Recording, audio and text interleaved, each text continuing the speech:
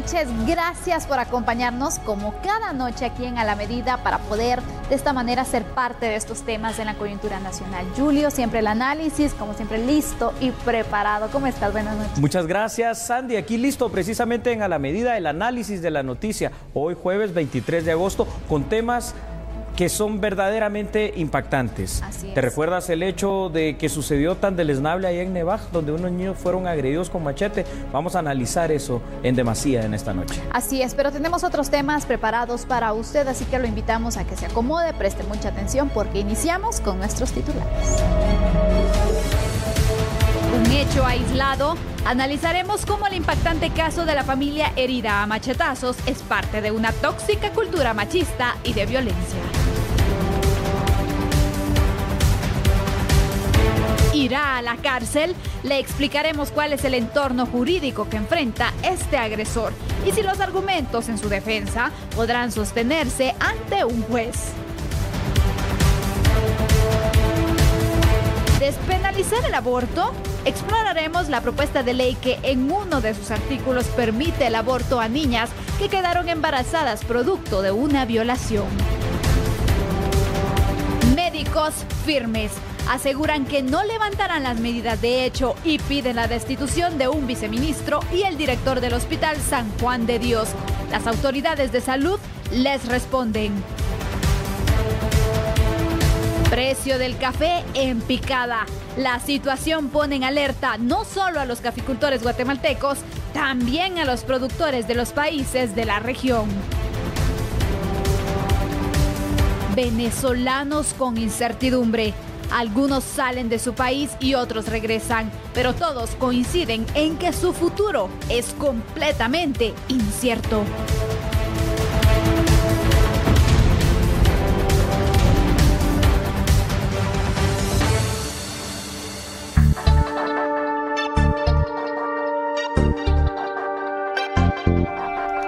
Iniciamos con este tema que ha causado la indignación nacional. Hablemos del padre de la niña que se encuentra luchando por su vida en el hospital Roosevelt por las heridas que le provocó un hombre en Nevaj, Quiché. Él exige justicia pronta y cumplida. Como la justicia, pues les pido que hay que ver en esta, como ustedes están sentados aquí, porque mucho lo que han hecho así, cómo lo hacen, no lo entiendo. Hay una policía me dijo que esto y esto. Yo, aunque creo que algunos saben que en el puertón allá me incomodé con una policía, él me va calmando y yo tengo una cosa en la mente, más que un picazón, más que lo que le hicieron a mi nena, porque mi nena ya está así vagando y se desmayó una vez. Entonces la policía me andaba diciendo esto y esta no. Lo que se debe hacer, entonces lo que la gente dice, que se saldría de ese hombre, pues, que hacen lo que quieren, es la merecida. ¿Y qué buscamos? Si hacemos el mal, que sí nos tienen que hacerles como una culebra ya está colgada tu cuerpo, lo tenés que darle y lo tenés que cortarle porque ya te hizo daño. Y ahora que si lo te hace el daño y lo dejas salvo, ¿no? Don Raimundo explicó que el hombre que atacó a su familia a machetazos es su vecino y que se conocen de años, pero durante todo este tiempo nunca tuvieron problemas. Es amigo, es conocido, es de mi pueblo. Muchacho, pues, pero no sé cómo le pasó la vida así. Nunca él me estará mirando y yo no voy a estar en él que amenaza, ¿no? Gracias a él que hizo él así, es todo, ¿verdad? Así como le digo sobre las leyes, ya es ellos con ellos, pues ya no soy yo, porque para hacer amenazas que yo voy a hacer con él o esto, ¿no? ¿Habían tenido problemas? No, por el momento nunca he tenido problema con él, hasta todos sus familiares me conocen, como vivo, es todo, ¿verdad? Pero mucho más voy a decir yo que yo voy a hablar con él después, ¿no? Así que yo le doy las gracias, pues, yo sufriendo, pero voy a ver cómo sale. Ante la petición de Pedro Raimundo, la Comisión de la Juventud del Congreso de la República se comprometió a citar a las autoridades de seguridad para que se presente un informe del avance del caso y se les brinde la seguridad requerida a la familia. En la sociedad guatemalteca está profundamente arraigada la cultura de violencia. Muchas personas ya están acostumbradas ante el hecho de la muerte. Las situaciones violentas se ven como simples números estadísticos. La gravedad de todos estos hechos criminales sangrientos hace latente el hecho de endurecer las penas en todo nivel, incluso de reactivar, si es necesario, la pena capital, que no está positiva en Guatemala. Persiste una cultura violenta, una cultura machista, situación que se agrava en los segmentos y en los estratos más bajos de la población y en las partes alejadas de los centros urbanos, sobre todo lo que estamos viendo acá en Nevaj. Ustedes han apreciado, no existe la costumbre de una cultura de denuncia y se permite que los niños crezcan visualizando todo tipo de violencia. Perciben algunas personas aquí en Guatemala la violencia como la única forma en la cual pueden resolver sus conflictos. También hemos visto que la sociedad guatemalteca se ha vuelto tan agresiva que no tiene ya tolerancia en lo más mínimo ante cualquier situación. Y por eso, a guisa un ejemplo, Sandy, televidentes de La Medida, un simple bocinazo aquí en nuestro país puede costarte la vida. Definitivamente. Vemos entonces cómo esta situación se sale de control. Aunque no es justificable, correcto, puede ser entonces uno de los detonantes que se dan para que este hombre haya reaccionado de esta forma. El padre decía, él es mi vecino desde hace años y nunca tuvimos problemas, nunca pensamos que nos fuera a hacer esto. ¿Cómo es posible que una persona pueda actuar de una forma y de repente salirse de sus casillas, salirse de control hasta cometer esta barbarie? Esto es muy cierto. Realmente una explicación como tal cuesta encontrarla ante un hecho tan deleznable como esto. Pero algo, Sandy, que a mí me parece atroz en esta cultura de violencia que estamos viviendo en Guatemala. Ya es bastante malo cuando vemos que la violencia es entre adultos, pero cuando estos hechos violentos se tornan la hazaña en contra de unos niños, estamos hablando de una nena de 3 años y de un niño de 7 años, esto no tiene nombre, no tiene cómo llamarlo ni cómo definirlo, es una salvajada, es algo animal, brutal. Definitivamente. Julio, a mí me llama la atención algo. Por ejemplo, en Quiché así es, se han conocido casos de linchamiento donde han acabado incluso con la vida de las personas porque los encuentran robando, porque mataron a alguien, y precisamente ese era el detonante y también era como que la motivación de las personas. Esto era lo que querían hacer al principio, pero existe un momento en el que los policías llegan, logran mediar la situación y ellos dicen, bueno, llévenselo, pero castíguenlo. Así es. Están dando un voto de confianza y eso es algo diferente, pues, porque si te das cuenta, claro, normalmente deciden hacer justicia por su mano propia porque a veces tienen pues poca confianza en las autoridades. Sin embargo, en este caso decidieron confiar en la ley. Esto es algo que debe rescatarse en la justa dimensión en que tú lo estás tratando, Sandy. Es cierto, ya tenían al sujeto, ya tenían al individuo, y aunque esto puede parecer cruel y despiadado lo que voy a decir, casi que merecía el hecho de algo tan atroz como puede ser un linchamiento. Sin embargo, la gente logró recapacitar, reaccionar de qué es lo correcto y qué no es lo correcto, porque al final de cuentas violencia lo que va a generar es más violencia posterior por venganzas, y lo entregaron, como tú bien dices, a las autoridades. Ahora esperamos, porque la pelota está del lado del sistema de justicia. Hay un dato muy interesante para el tema específico del departamento del Quiché en este municipio de Nevaj. Es el que reporta el índice más alto en toda Guatemala de suicidios, lo cual significa que la violencia ahí, como cultura de violencia, está muy arraigada en la gente. ¿Tú crees que entonces es parte de esa cultura de violencia que se ha ido impregnando en nuestra sociedad? ¿O cómo podemos nosotros explicar este acto tan atroz? No se puede explicar de alguna manera racional, porque no existe esa racionalidad en algo tan grave como este acto. Lo que sí podemos ir entendiendo, Sandy, es que día con día nuestros niños desde chiquititos se van acostumbrando al hecho de que hay muerte en este lado, que hay extorsiones por allá, que mataron un piloto, que mataron a X persona, y en el seno de las familias de que hay violencia en contra, por ejemplo, de la madre, violencia en contra de los hermanos menores, y van creciendo con un patrón de que eso pareciera algo normal cuando de normal tiene absolutamente nada. Esta profunda cultura de violencia nos tiene ahora sumidos en una situación de inseguridad donde tú ya no sabes en qué momento, por quién y por cuál motivo, porque en este caso ni siquiera hubo un motivo que me dio para eso, pues alguien puede llegar a atacarte, a agredirte o a tornarse violento en contra de ti, tuyo. Es decir, que entonces esta situación de violencia, por ejemplo, en una escena del crimen vemos a niños. Así es. Que están ahí y miran las cosas como que fuera pues algo normal, si lo queremos ver, porque así es, Sandy.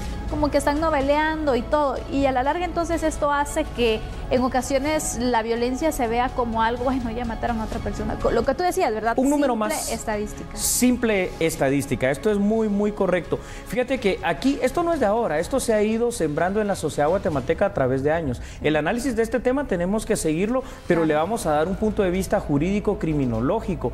Y solo para concluir esta parte de lo que tú decías, es muy cierto. Los niños se han ido acostumbrando poco a poco a ver esa hazaña, a ver esa sangre, a ver esa muerte, y lo van tomando como eso.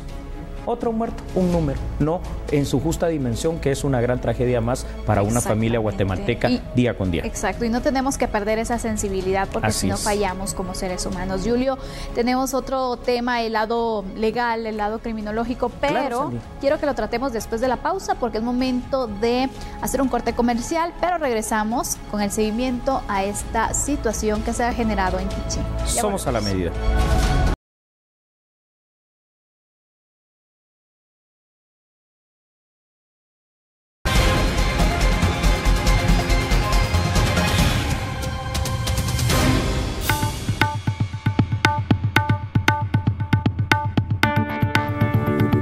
Muchas gracias por continuar con nosotros. Hablemos de la parte legal del caso que ocurrió en Nevas Quiché. El panorama es muy complicado para el agresor, que precisamente afectó a esta familia. Expertos en la materia legal indican que podría enfrentar penas de hasta 50 años de prisión. Así que buscamos a estos abogados para que nos puedan dar ese análisis. Luego estaremos comentando aquí en el estudio con Julio Talamonti. Pero veamos entonces qué nos comenta.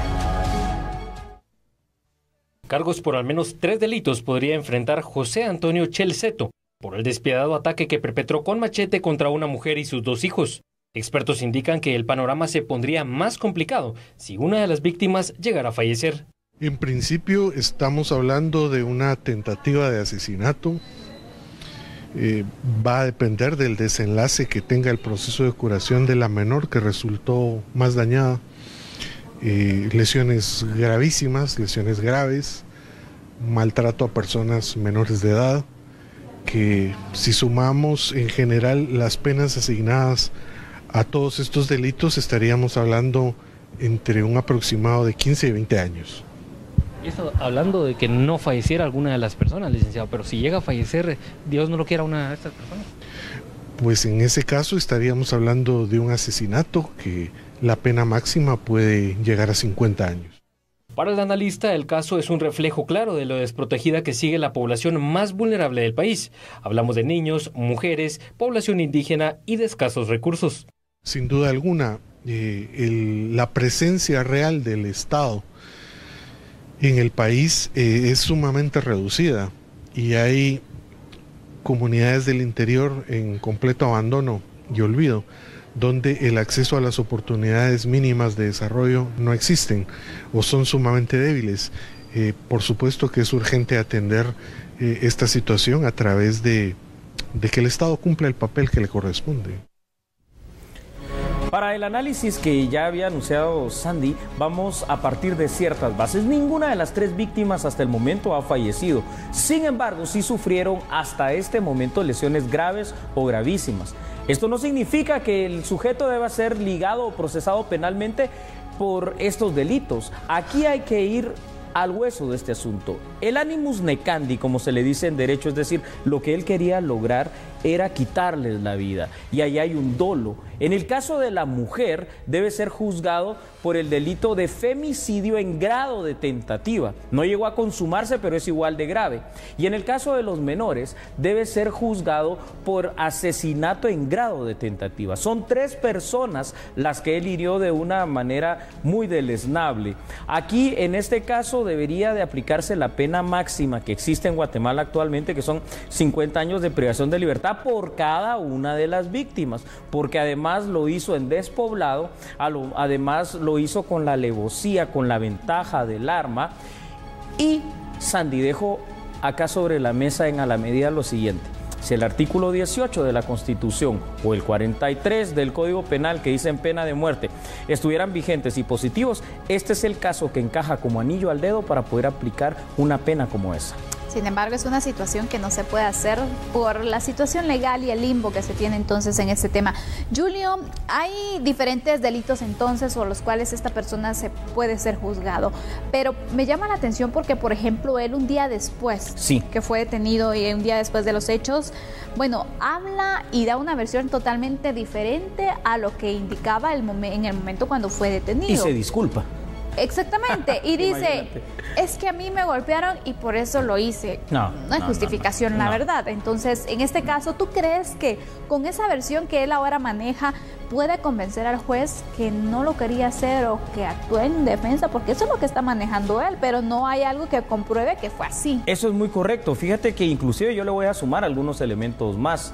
A algunas personas, y seguramente una de las estrategias de defensa que planteará la defensa pública penal para defenderlo es tratar de declararlo interdicto. ¿Qué es eso? El interdicto es la persona que no razona, el loco, como se llama comúnmente. ¿Por qué? Porque esto ya lo exculpa del tema penal y sería otro tipo de sanción, un encierro en el Federico Mora. Y esto no debe ser así. Él ha dado declaraciones a la prensa aún en esas condiciones en las que está, y el tipo habla coherentemente en cuanto a que se sabe expresar. Lo que pasa es de que seguramente estaba bajo los efectos de alguna sustancia, entiéndase alcohol, entiéndase alguna droga, pero eso no lo debe de exculpar de pagar ante la sociedad de esta manera dura. Y lo duro en este caso, para como estamos en la ley penal en Guatemala, son 50 años por cada una de las víctimas, nada menor. Aparte, Sandy, los jueces que vayan a ver esto en un tribunal de sentencia tienen la evidencia gráfica magnífica para poder darse cuenta de lo que sucedió, y las pruebas testimoniales. Aparte, supongo que ya el INASIF habrá hecho su parte a este punto para tenerlo raspado las pruebas de sangre pertinentes a utilizarse en un proceso penal. Con todos estos elementos que tú mencionas, que se han visto, que se conocen, ¿tú crees que el Ministerio Público tiene la suficiente evidencia, el suficiente material para poder entonces llevar un caso sólido ante un juez y lograr así la sentencia máxima? Sí, Sandy, el Ministerio Público tiene un material amplio, variado y magnífico. 3 tipos de prueba que son fundamentales. Hay una prueba que es gráfica, fotografías, videos impactantes. Hay una prueba que será testimonial. La madre puede servir, el padre puede hacerlo también, algunos de los vecinos que estuvieron allí, y sobre todo la prueba pericial, porque todo, al final de cuentas, dentro de un proceso penal debe ser prueba científica. Y el INASIF tiene también las heridas, los informes médicos y todos los demás exámenes forenses que tú conoces que deben de practicársele, no solo al victimario, sino que también a las víctimas. Este caso inclusive debería resolverse en un tiempo express, porque no habría justificación para pedir más tiempo de investigación si toda la evidencia está allí. Definitivamente, pero si vemos, por ejemplo, ya trasladándonos a los juzgados ahí en Quiché, ¿dónde se podría tratar? Y en realidad, ¿tú crees que tiene la capacidad y el tiempo, verdad, para poder resolver de una forma rápida, o cómo anda la mora por allá? La mora judicial está en todo el país, Sandy, y es una cosa impresionante. Estamos hablando ya de más del 1,5 millones de casos de mora. Ahora, es cierto que los tribunales en el interior de la República están bastante más descargados. Aquí hay una ventaja que tenemos que analizar. La instancia coordinadora de modernización del sector justicia, allá por el año 2006, 2004, más o menos en ese rango, inauguró allí en Santa María Nevaja, en la cabecera departamental, un centro de administración de justicia conocido como CAJ. Quiere decir que ellos ya no tienen que ir ni a la cabecera departamental del Quiché, ni siquiera hasta aquí a Guatemala. Ahí de inmediato están todos los servicios integrados de justicia. Hay juzgados de todo tipo, está el Ministerio Público, la Policía Nacional Civil, Defensa Pública Penal, así que debe de resolverse ahí. Inclusive, aunque haya mora, va a ser mucho más baja que la que puedan encontrar en Ciudad Capital. No hay justificación para no resolver el caso pronto. Algunos de los pobladores indicaban incluso que querían que el caso se pudiera elevar en Guatemala para que se le diera mayor impacto y que también se garantizara entonces la aplicación de la justicia. ¿Tú crees que es necesario hacer esto, o sí se puede tratar de la misma forma a nivel departamental? Se puede tratar en este caso específico de Nevaj a nivel departamental a través del Centro de Administración de Justicia que acabo de mencionar. Eso sí, debe de dar señas claras de que se está avanzando en este proceso. A este punto ya el Ministerio Público ha de haber actuado de oficio. Claro. Supongo que ya estarán las denuncias pertinentes interpuestas y que ya se está preparando todo el caso para que se lleve a cabo la audiencia de primera declaración, que la fase intermedia de investigación sea inmediata y que se pueda aperturar lo más pronto posible, Sandy, el juicio oral y público. Pero seguiremos más adelante y en los próximos días, semanas y meses este caso para ver hasta dónde llega. Exacto. Yo para concluir te pregunto algo, Dime. quiero que me respondas de forma breve. ¿Cuánto tiempo tú esperarías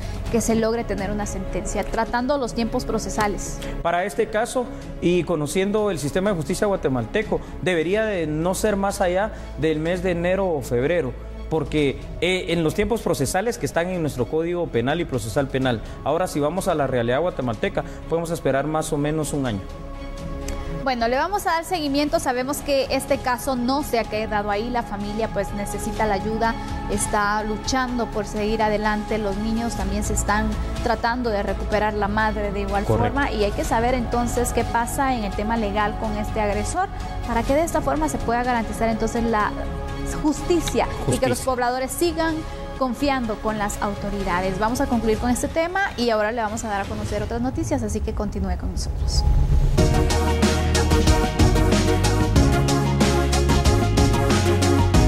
Bueno, hablemos un poco acerca de la economía, de la caída del precio internacional del café, por supuesto.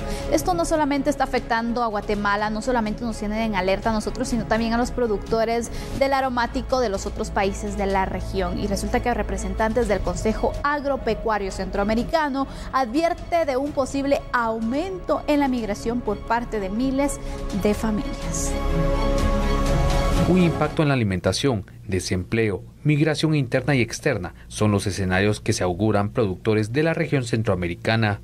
La caída de los precios del café incide directamente en la capacidad de adquisición de bienes y servicios por parte de las familias. Las familias no se pueden quedar en sus comunidades, en sus casas, de brazos cruzados. Necesitan buscar una alternativa para poder satisfacer sus necesidades.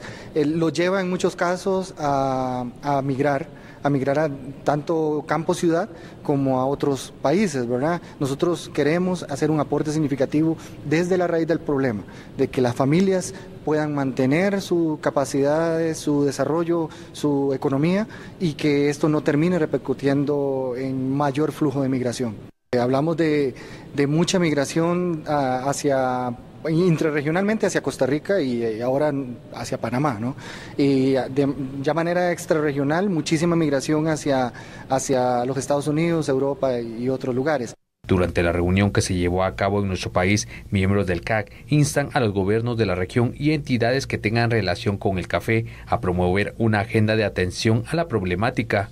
A través de estas acciones que está emprendiendo el programa Procajica y el Consejo Agropecuario Centroamericano, el IICA y con el apoyo de la Unión Europea, lo que estamos promoviendo es un abordaje intersectorial de estos temas. Mayores ministerios e instituciones de gobierno apoyando al sector productivo, porque como te decía, esto no es solo un problema del sector agropecuario, esto lo tenemos que afrontar desde diferentes sectores. Queremos hacer incidencia también en los jefes de Estado y de Gobierno para que tengan una posición unísona ante el mundo, ¿verdad? Donde se discuten todos estos precios internacionales. Sandy, ¿puedo dejar en el aire una pregunta? Sí, ¿despenalizar o no el aborto? Qué pregunta más complicada, pero bueno, lo vamos a analizar después de esta pausa, así que continúe con nosotros, ya volvemos. Somos a la medida.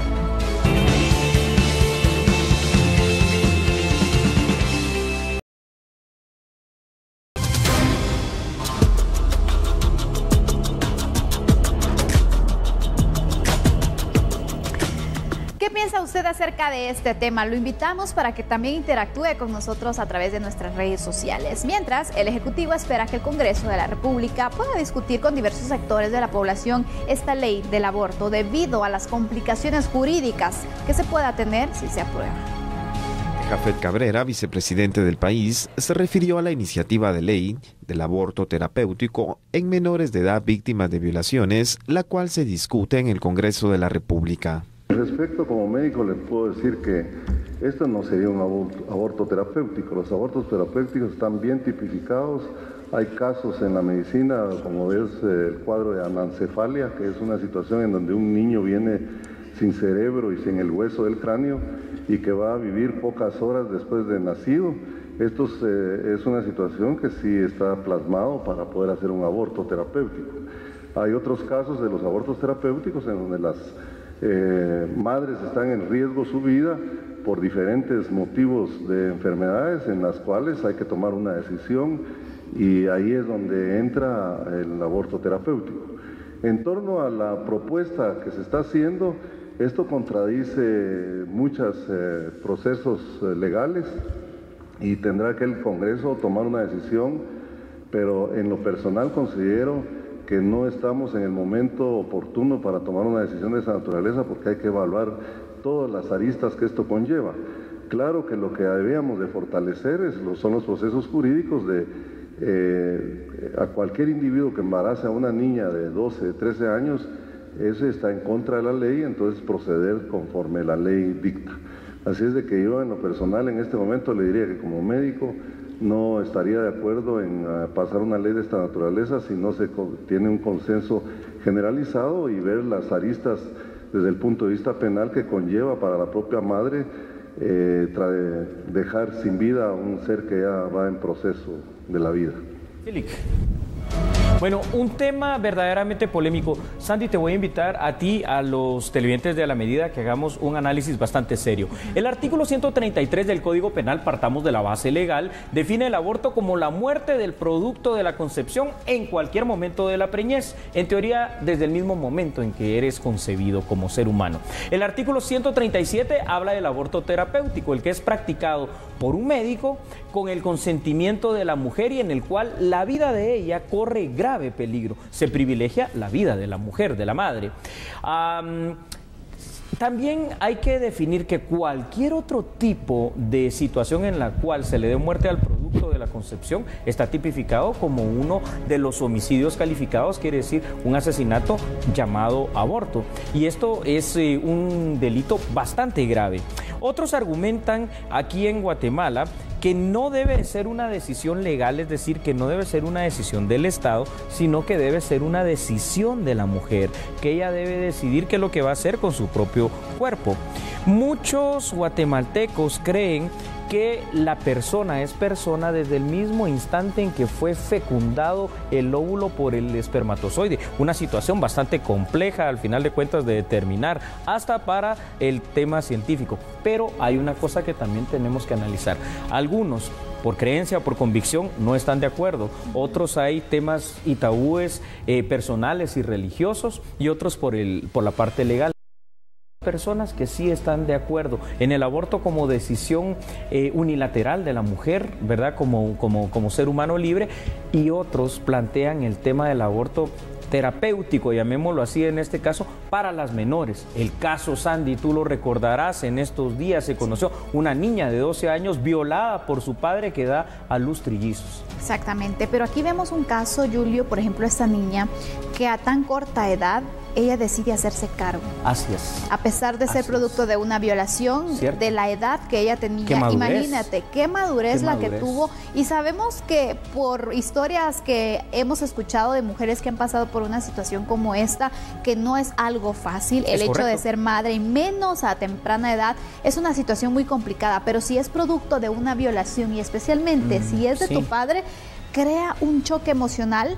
Pero ¿qué culpa tienen los pequeños? ¿Qué culpa tienen los pequeños? Fíjate que hoy por la tarde tuve oportunidad de, al investigar sobre este tema, precisamente ver unas imágenes de una mujer, porque ahora ya es mujer mayor, que era violada continuamente durante toda su niñez por el padre, de los 6 a los 12 años. Fueron 6 años de tortura. Lo veía como un monstruo, lo veía como una cosa terrible. Ella lo plasmaba todo en dibujos a través de un diario. Este es realmente un sufrimiento que se le va a crear a los niños y a las niñas. Y planteo lo siguiente: hay países en los cuales también esto ya se ha discutido, y aunque sea por poco margen, han dicho que no. El caso de Argentina hace poco, como tú lo recordarás.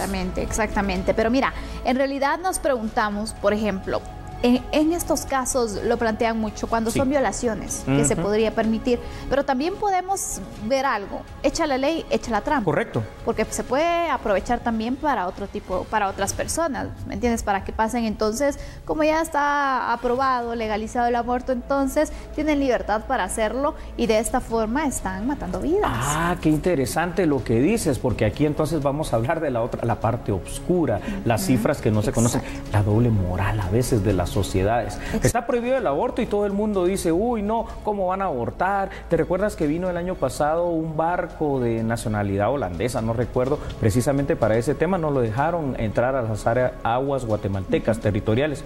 Sin embargo, entonces, ¿por qué sí existen tantos abortos? Porque hay tantas clínicas clandestinas donde día con día se le quita la vida de manera ilegal, pero se quita la vida. Entonces, aquí están estas dos aristas, Sandy. Aborto sí o aborto no. Usted en casa tendrá la mejor respuesta, seguramente. Pero sí por lo menos vale la pena analizar lo que tú dijiste. En el caso de aquellas menores que son violentadas, de pronto y puede ser una alternativa. Exactamente, pero vamos a ver entonces, esto va a depender precisamente del análisis que pueda hacer el Congreso. Yo quisiera despedir este tema con lo siguiente. ¿Qué pasaría entonces si se aprueba el aborto en Guatemala? Se habla de algunas consecuencias legales, incluso a nivel internacional. ¿De qué estamos hablando? En este momento sí, por todas aquellas convenciones que tenemos en materia de derechos humanos. Voy a ser muy breve con la respuesta. Solo pongo dos ejemplos. Tanto la Declaración Universal de Derechos Humanos en su artículo 3 como la Declaración Americana de los Derechos Humanos, el Pacto de San José, las dos en el artículo 3, al igual que la Constitución Política de la República, dicen derecho a la vida. Y ahí es por eso que no se permite el aborto, no se permite la eutanasia, que es otra forma de morir, ¿verdad?, con voluntad propia. Y bueno, va a ser un debate bastante duro. Por lo menos hoy hemos dejado aquí en A la Medida los elementos para que podamos analizarlo en casa. Efectivamente. Y bueno, ahora vamos a pasar a otros temas, por favor. Muy pendiente.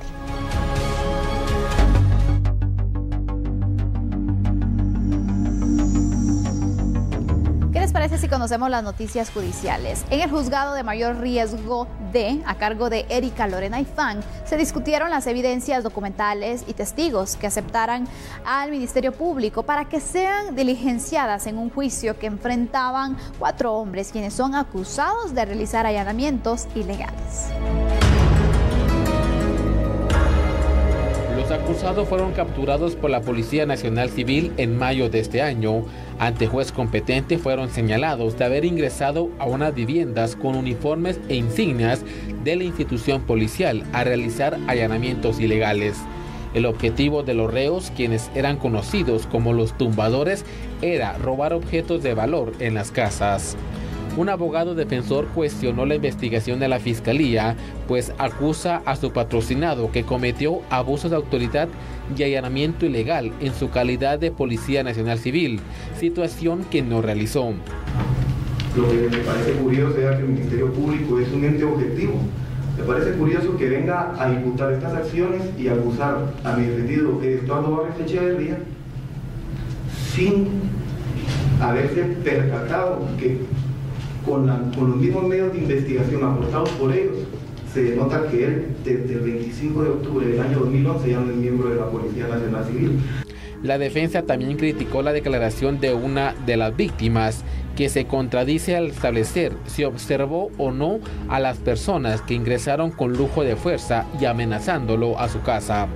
El testigo A indica que reconoce por fotografías, según las fotografías presentadas por estos agentes de la Policía Nacional Civil, a David René Escalante Gamboa, e indica que ingresó al sector donde se cometió el acto ilícito. En su primera declaración, como lo hice remarcar claramente, él dijo que no, en ningún momento, por miedo y por temor, nunca vio los rostros de las personas que ingresaron a su residencia. En este proceso ya se decidió que los 4 acusados resuelvan su situación legal en un tribunal de sentencia. Entre los reos figuran exagentes de la institución policial.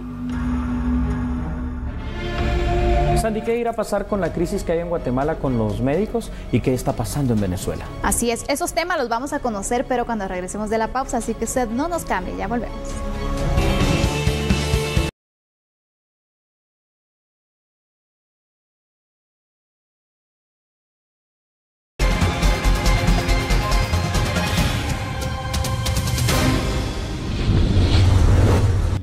Las autoridades del Ministerio de Salud rechazan la petición de médicos de destituir al viceministro de Hospitales y al director del Hospital San Juan de Dios. Vea la nota acá en A la Medida.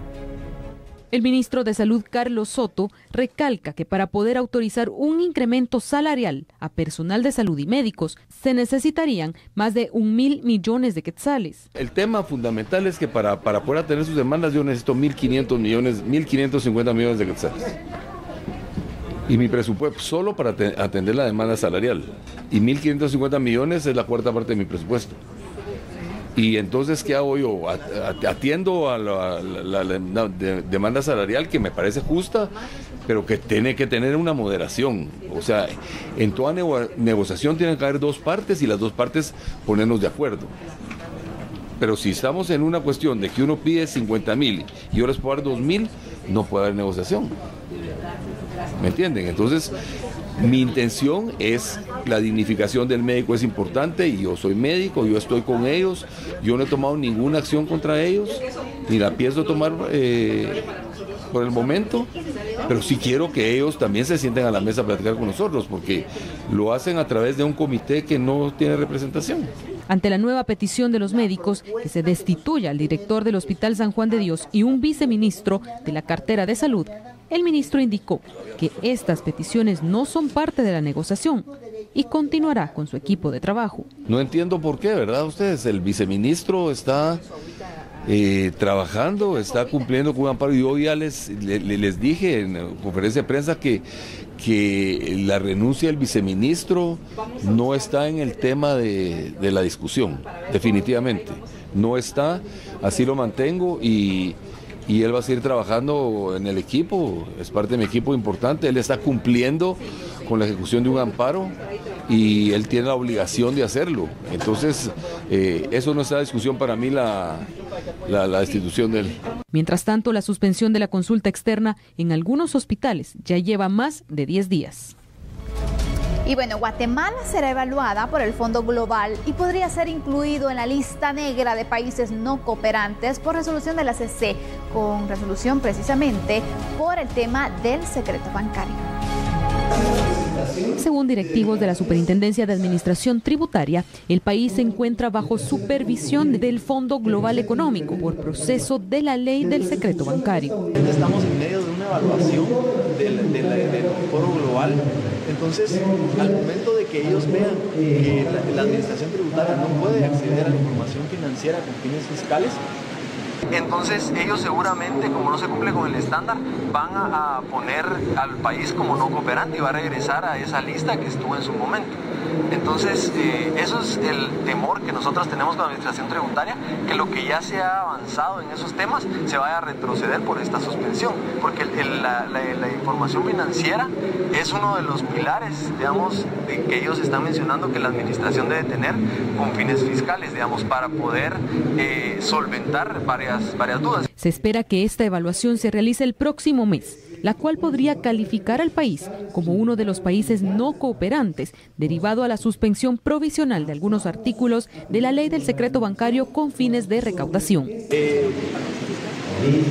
La visita, si no estoy mal, es en septiembre. Ya la visita, cuando ellos vienen, después de haber revisado el cuestionario que nosotros le mandamos, ellos ya con esa información vienen a hacernos preguntas concretas en septiembre y ellos evalúan varios aspectos, pero de los aspectos que a mi parecer ellos no van a querer considerar como válidos es el tema de la información financiera. O sea, ese va a ser uno de los aspectos más importantes. ¿Por qué? Por un tema de reciprocidad. Entonces, si nosotros no podemos otorgarles a las demás administraciones tributarias la información que nos requieren, no nos van a poner como un país cooperante. El Fondo Global Económico es una fundación sin fines de lucro que se reúne anualmente con los principales líderes empresariales, líderes políticos internacionales, con efectos de evaluar a los países en materia de transparencia.